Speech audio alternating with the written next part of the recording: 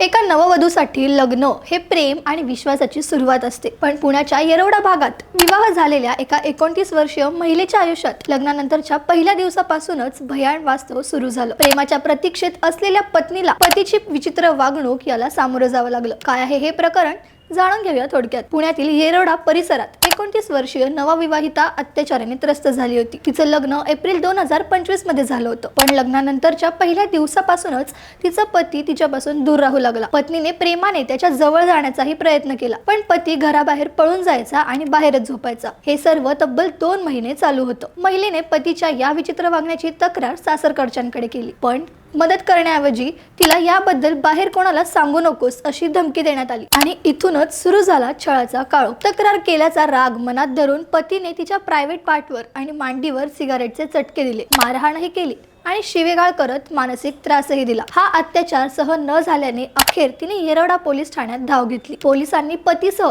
घरातील 5 जणांवर गंभीर गुन्हा दाखल केला आहे आणि पुढील तपासही सुरू आहे। पण प्रेमाच्या नात्याने जोडल्या गेलेल्या या पवित्र बंधनात एका नववधूच्या वाट्याला लग्नाच्या पहिल्या दिवसापासूनच हा क्रूर अत्याचार का यावा आणि अशा माणसांना काय शिक्षा दिली पाहिजे हे कमेंट्स मध्ये सांगा आणि अशाच बातम्यांसाठी थोडक्यातला फॉलो करा।